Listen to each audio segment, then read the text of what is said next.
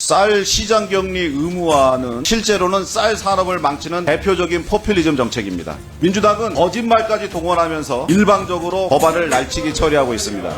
문재인 정권의 쌀값 하락 책임을 무책임하게 전가하고 있습니다. 이재명 민주당 대표의 사법 리스크를 덮기 위해서 지금 각 상임위에서 무리수를 두고 있다고 생각합니다. 이렇게 날치기로 밀어붙이는 민주당 의원들은 이재명 대표가 가진 공천권이 그렇게 두렵습니까? 쌀 시장 격리 의무화는 겉으로는 굉장히 농민들을 위하는 것처럼 보이지만 실제로는 쌀 산업을 망치는 대표적인 포퓰리즘 정책입니다. 민주당 양곡관리법 개정안의 문제점을 말씀드리겠습니다. 먼저 절차적 측면입니다. 민주당은 계속해서 일방적으로 날치기 하면서 이 법안을 진행시키고 있습니다. 심지어 거짓말까지 동원하면서 일방적으로 법안을 날치기 처리하고 있습니다.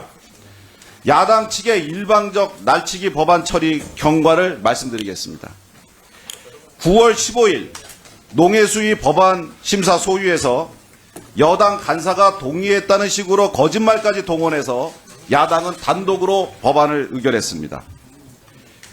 9월 26일 농해수위 전체 회의에 야당 단독으로 상정했습니다. 우리 국민의힘은 심도 있는 심의를 위해 안건조정위원회를 구성 제안을 할 수밖에 없었습니다. 9월 29일 야당 측의 일방적 1차 안건조정회의가 개최되었습니다. 여당 위원장 선출을 동의하지 않았습니다. 10월 3일 야당 측 일방적 2차 안건조정회의를 개최했습니다. 여기에서 위원장을 선출했습니다. 저희 국민의힘 의원들은 참여하지 않았었습니다. 10월 12일 야당 측은 일방적으로 3차 안건조정회의를 개최해서 법안을 의결했습니다. 그리고 오늘 농해수위 전체회의에서 법안을 단독으로 날치기 처리를 시도하고 있습니다. 이런 절차적 잘못이 있습니다. 지금 국정감사 기간이라서 국정감사 기간이 끝난 뒤에 이제 이틀이면 국정감사가 끝납니다. 그 뒤에 날짜를 정해서 심도 있는 논의를 하고 공청회 토론회를 거쳐서 각계각층의 의견을 반영해서 결정하자. 이 문제는 중차된 문제이기 때문에 그렇게 해야 된다고 주장했음에도 불구하고 일방적으로 날치기 진행을 하고 있습니다. 그리고 두 번째, 문재인 정권의 쌀값 하락 책임을 무책임하게 전가하고 있습니다. 민주당은 집권 시 쌀값 하락의 원인을 제공했으면서도 당장 이를 모면하기 위해 쌀 산업의 미래는 나 몰라라 하고 시장격리 의무화 법안을 강행하고 있습니다.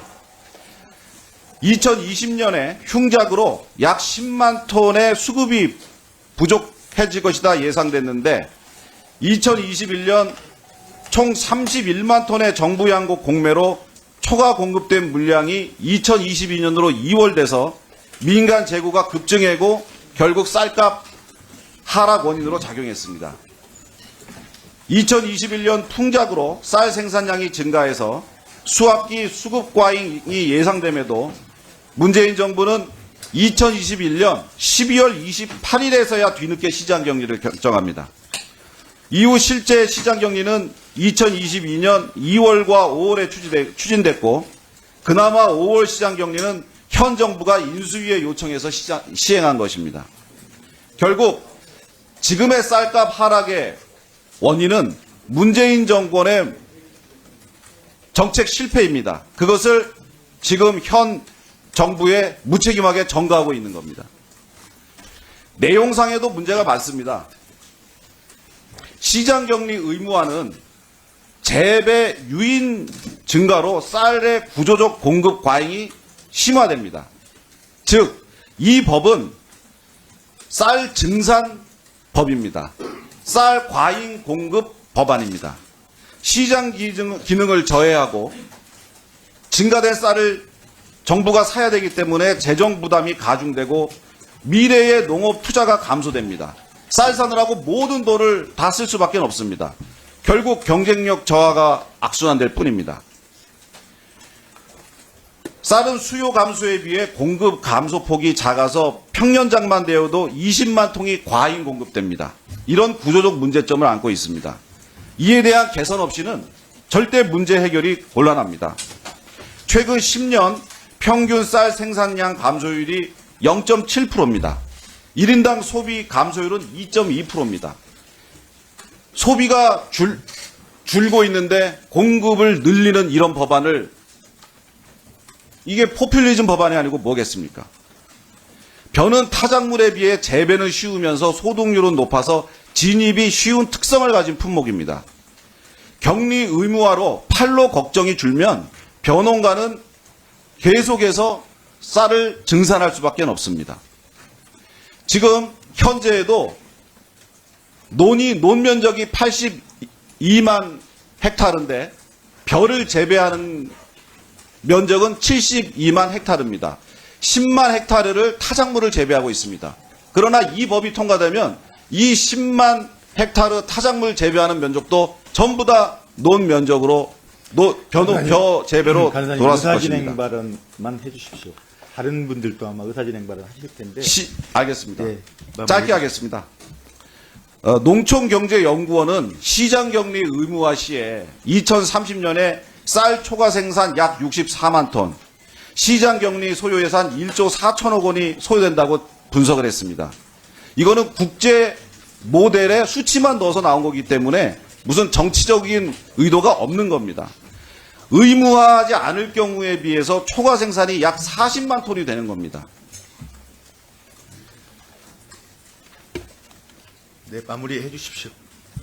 다른 분들 의사진행도 마무리하겠습니다. 태국의 경우에 2011년 잘못된 쌀 수매 정책 시행으로 과도한 쌀값이 상승해서 재정 적자 사태를 초래했습니다. 물론 우리의 지금 이 법과 태국의 제도가 같은 것은 아닙니다. 하지만 태국의 수매 제도와 민주당의 양곡관리법 개정안이 농가가 희망할 경우에 쌀을 사줘야 된다라고 하는 의무화를 부과했다는 차원에서는 공급 과잉을 초래한다. 이 점에서는 유사합니다. 이 원칙 없는 쌀 시장 격리 의무화는 쌀 산업을 망치는 포퓰리즘 정책입니다. 이재명 민주당 대표의 사법 리스크를 덮기 위해서 지금 각 상임위에서 무리수를 두고 있다고 생각합니다. 대장동, 백현동, 성남FC 등 연일 제기되는 이재명 대표의 범죄 혐의가 언론에 초점이 되자 이것을 다른 이슈로 막아보기 위해서 논란을 야기하는 것으로밖에 볼 수 없습니다. 공청회 토론회도 없이 이렇게 날치기로 밀어붙이는 민주당 의원들은 이재명 대표가 가진 공천권이 그렇게 두렵습니까? 이제라도 농업의 100년 대계를 생각하고 합의에 의한 처리를 요청드립니다. 네.